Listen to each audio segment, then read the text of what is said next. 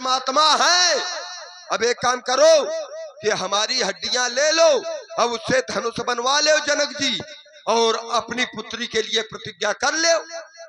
कहे के लिए इसके पीछे पड़े हैं? का संत सब चले गए, सब में थला के पुर नर नार सुभग सुसंता, कहाँ चले गए वो संत? भाई ये कोई संत आ जाता आएंगे? अरे जब देवराज जी को दिया गया है कि भगवान मिलेंगे, तुम्हें नहीं तो मिल जाने देव। तो भगवान मिलाने का ही तो क्रम चल रहा है, आप क्यों परेशान ऐसे मिल जाते हैं, धनुष तोड़ाने से मिलेंगे? बैठो, तोड़ाने से मिलेंगे? थोड़ा देर प्रतीक्षा करो। अरे प्रतीक्षा ना करेंगे, हम प्रतीक्षा करने वाले नहीं है श्रीमान जी। ये अजगौ था थी नहीं किसी की, ये अजगौ विश्व बपौती है, और जिसने दैत्यों का दलन किया उसकी ऐसी ठगरौती है कहा छुपा वो नरनहर, जिसके कर से कर्षण होगा। बोलो बाण बदलो विधान, नहीं बाणों का वर्षण होगा, अब नहीं धनुष कर्षण होगा, अब नहीं धनुष कर्षण होगा। तो सुनो महाशय बात मरी, हाँ। अब आज धनुष कर्षण होगा। जो तुमने इस पर अवरोध किया तो बाणासुर के बाणों का वर्षण होगा, या रक्त रंजित रंग अवनी हो जाएगी, खून की नदियां इस रंग अवनी से बह जाएंगी। अरमानों के आज तुम्हारे इस रंग अवनी में हर्षण होगा। आज धनुष कर। अरे नादान बार संत हो जा भी, और जानता नहीं मैं नाग जहरी विष वाला हूँ, दृष्टि के परते और रथ रोकते दिवाकर है। अरे शत्रुभद्र भंजन को भक्ति में ज्वाला हूँ, अरे शांत में मलयागिरी, क्रोध में ज्वालामुखी, अरे मित्रों के अर्थ में पीयूष का मैं प्याला हूँ। अरे बाणासुर विश्व का विधाता, अन्नदाता, सुखदाता मही, और विश्वश्रवा का पुत्र और रावण मतवाला हूँ। ऐसा है तूने ऐसा? तो फिर सुनो, ये बाणेश करेगा बुरा हाल इस रावण बलशाली का। ये रक्त बहेगा और इस रंग अवनी में भरेगा खप्पर काली का। ये जब काटूंगा तन तेरा, तब तुझको आपत्ति पड़ेगी। बिलखेगा बूढ़ा बाप तेरा, रोए कि तेरी मात मरेगी। ये आज तुम्हारे अरमानों का, अरे आज यही हर्षण होगा, आज धनुष कर्षण होगा। कदापि नहीं होगा, क्योंकि ये रण सुंदरियों की सेज नहीं, अरे अगणित खालों की धारा है। अब वो बैरी सन्मुख बचा नहीं, जिसने हमको ललकारा है। अरे धनु कर्षण करने वाले के ये मुंडों का सर कर्षण होगा, अब नहीं धनुष कर्षण होगा, अब नहीं धनुष कर्षण होगा। तो सुनो, जबरदस्ती होगा। अब मेरी एक बात मान जाओ, हम तुम यदि ऐसे झगड़ेंगे तो इस सुंदर सदन का क्या होगा, और यदि हम ऐसे समय व्यर्थ करेंगे तो उस मधुर मिलन का क्या होगा। तो फिर उससे ये कहो कि जो सनातन धर्मावलंबियों का कार्य है, कैसे ये कह रहे थे ना कि वो तिलक जो लगाते हैं, तो जब अगर ठाढ़ा तिलक लगा रहे हैं ये, तो फिर उसी का पालन करें, है कि नहीं। अब ये ना हो कि दूसरे को तो सिखाएं कि नहीं तुम ऐसा करो और स्वयं उसका अनुकरण ना करें। भूत भवन भोलेनाथ के पावन आयुध, आपको मेरा अंतिम प्रणाम, प्रणीत हो। एक बार सब लोग जोर से जय घोष करें, बोलिए श्री शंकर भगवान की जय। क्यों ठीक रहा? आना जरूरी था, इतना भी आना जरूरी था। अगर आते नहीं तो त्रिभुवन की जय न मिलती धनुष तोड़ने वाले को। ये बात तो यही है। कैसे? देखिए, पाताल की जय इनके पास है, और ब्रह्म सृष्टि जहां लग तनुधारी, 10 मुख बस बरती नर नारी। अब लगता है तुमसे करना पड़ेगा हमें, हमसे आप ना कर पाओगे, अभी आप बच्चे हो। नहीं, तो जहाँ लग ब्रह्म सृष्टि तनुधारी, ये व्यासपीठ है महाराज। नहीं व्यासपीठ है, उलझने का मन न करना कभी। नहीं, अब रुक जाइए, फंस गए उसी जगह, फंदा बढ़िया लगा लिया आपने। तुम फंसाओ, कितना फंसाओगे? अपनी तरफ से तुमने फंदा लगा लिया है। अरे चुनौती है, पूरा फंसाओ। अरे रुक जाइए, तुमने कहा कि ब्रह्म सृष्टि जहाँ लग तनुधारी और 10 मुख बरती नर नारी। क्या 10 मुख बसवर्ती नर नारी? यही सही है। तो कहे पाताल में नर नारी नहीं है का? पाताल अलग है महाराज। अच्छा, पाताल ब्रह्म सृष्टि से अलग है? नहीं, सृष्टि से अलग नहीं है, लेकिन पातालपुरी के राजा कौन है इस समय? अरे फिर वही बात, तो फिर ये रावण क्या हुआ? भाई तुमने क्या कहा कि दसमुख बसवर्ती नर नारी जालग ब्रह्म सृष्टि तनुधारी। तुम हमें मूर्ख बना सकते हो लेकिन समाज को नहीं बना सकते हो श्रीमान जी। इसीलिए हमने कहा कि ये फंदा लग गया है?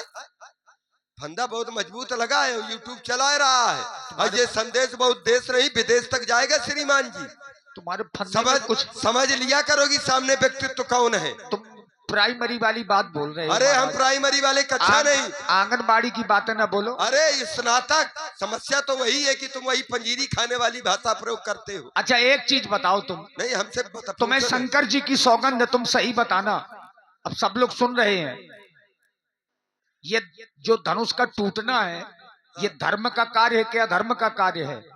अधर्म का कार्य है। तो तुम्हें प्रसन्न होना चाहिए चूंकि तुम रावण हो। हाँ। तुम तो चाहते हो कि संसार में अधर्म हो। बिल्कुल सही है। अधर्म ही तो हो रहा है, तुम तो प्रसन्न हो। प्रसन्न हो। तुमको धनुष के टूटने से क्या दिक्कत हो रही है? ना, हमको दिक्कत केवल इसलिए हो रही है, दिक्कत तो यही है कि सनातन धर्मावलंबी यज्ञों पे भी तो लंबा चौड़ा टांगे हैं और हरि ओम ओम स्वस्ति ना है इंद्रो ये कहते हैं और काम जो है ऐसे करते हैं। अरे राक्षस बने हमारे जैसे और उसके बाद अधर्म बढ़ा मैं खूब, हम समर्थन करेंगे। अगर धनुष टूट भाई अधर्म है, अधर्म है लेकिन करने वाला कौन है? वो तो धर्मात्मा है, वो भी तो अधर्मी बने और धर्मात्मा बन के, भाई धर्मात्मा बन के और तुम अधर्म का काम करो। अच्छा तुम भैंसा खाते हो तो क्या सब लोग भैंसा खाएंगे? अरे न खाए तो कह रहे हैं का हम कि तुम ऐसा करो, हम कहीं थोड़ी आ रहे हैं कि तुम ऐसा करो, काहे के लिए कर रहे हो? अरे हमारी बात सुनो, मूल बात सुनो। हाँ, ये धनुष रखा है, हाँ, या तो इसमें भाग लो बस आ गए वही। या यहाँ से भाग लो। अब वही आ गए, दो में से एक काम करो, आ गए वही। या तो यहाँ भागो या यहाँ से भागो। क्योंकि सामने जो भी आ जाता है यही स्थिति होती है। अब आ गई यही स्थिति। अरे यार जिसने अपने माँ बाप की ना मानी हो वो हमारी क्या मानेगा? तो फिर बस सामने वाले को देख लेना चाहिए कि ये है कौन। माँ नहीं माँ तो पिता नहीं देवा, तुम हमारी क्या मानोगे? तुमने कहा सबको खड़िए पलटाना, समझ लिया। बताओ क्या करना है? हाँ उसी का लीजिए देखिए।